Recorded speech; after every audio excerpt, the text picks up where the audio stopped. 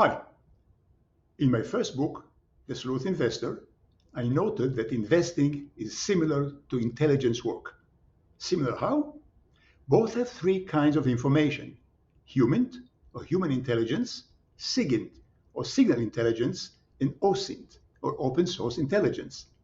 But no matter how you get the information and how you massage it, the result is a recommendation for action. In the military field, it is what's called a trigger puller. In the investment field, it's for a stock buyer or seller. But what is often missed is that the recommendation is delegated from the one who generated the information to the one who uses it. And there's one thing that delegated information cannot contain, and that is conviction. The conviction that the information is both true and important. The dirty little secret of both intelligence and investing is that such a conviction can be generated only by the one who got the information originally at the source, because his conviction is physical and depends on the gut instinct of the one who got it, and so cannot be transferred to another.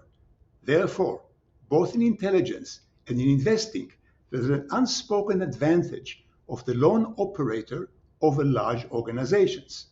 So an investor acting for himself or herself, like you, based on your own sleuthing, can take the money of those who run OPM, other people's money, because you can out-sleuth them and you have the authority to act.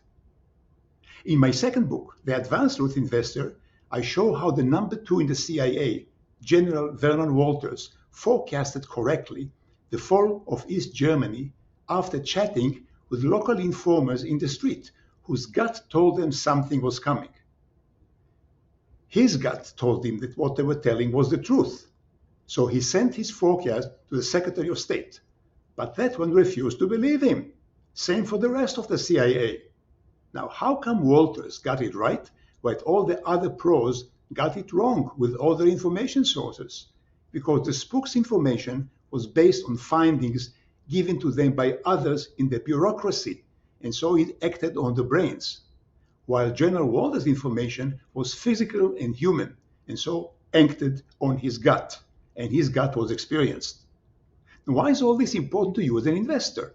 Because no matter how much information you get from others in text or on screen, in this movie clip or another, it can never give you the true conviction that only sleuthing can.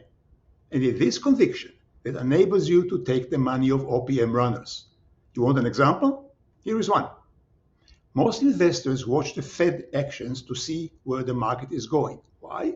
Because all were taught in school that the Federal Reserve Board is in charge of the money supply by printing money and raising or lowering interest rates. But is it really so today? No, it's not. The sources to whom I talk in Washington tell me that these days the Fed chairman is next to powerless. Yes, in the past, the Fed raised and lowered rates and gave orders to Treasury to print more T-bonds or T-bills. In those bygone days, the Treasury Secretary said, yes, sir, and complied, but not anymore. I am told by my informers that today, Treasury Chief Janet Yellen runs the show. She doesn't listen to the Fed anymore and prints whatever and how much she wants, both T-bonds and T-bills. And the Fed's power must bend the knee and buy what she prints and put it on the Fed's balance sheet for future generations to pay off. She acts, he reacts, contrary to the past. It was in a way a coup d'etat. Treasury took control. Everyone in Washington knows this, but would you read it in the papers or on the internet? No. Why not? Because the explanation is almost unspeakable. What's unspeakable is that everything the US federal government does today is done so as to win the November elections. Everything. The border is kept open allegedly to bring in more future Democratic voters and potential pre-election rioters allegedly. The FBI does its part, and so does Homeland Security, and so does Treasury. So Treasury Secretary Yellen prints more bonds, sells them for cash, and hands it to friends to push the market up and up. How about watching the price of gold, you say, or oil, or dollar, to give you a hint about the market? Same answer. All are being managed today. There are groups in Treasury helped by the agent on Wall Street who makes sure all prices serve one purpose: win the election. Well, you may ask, this sounds like a wild off-the-wall theory.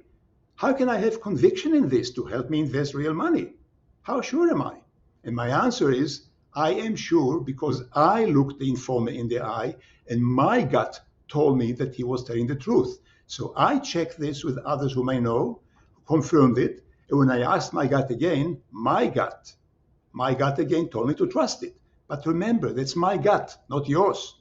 So I can tell you about it in this clip, but what will be transferred to you is only blips on the screen and sounds in your ear, not gut conviction based on human contact. Because you see, you never met me, nor my informers. So it's my conviction, not yours. Just like General Walter's conviction was his alone, based on his sleuthing. He could have been wrong. He wasn't, but he could have been. So is my conviction relevant only to my investing, not yours, unless you repeat the sleuthing with informers of your own and pass it via your own gut. Now, what does all this mean about the market for me? It means, for me, that the market is almost certain to go up here because Secretary Yellen, acting for her friend in the administration, has only one goal: to keep the current team in power. And she'll do anything, but anything, to attain this. She will print and print and print. And Fed Chairman Powell has to buy her bond. He doesn't want to, but he has to. What Powell would like to do is knock the market down to help the little people by lowering inflation. But Yellen works for the big guy in power and cares nothing about the little people. That's what I'm told. And this means she'll keep printing more money for two reasons.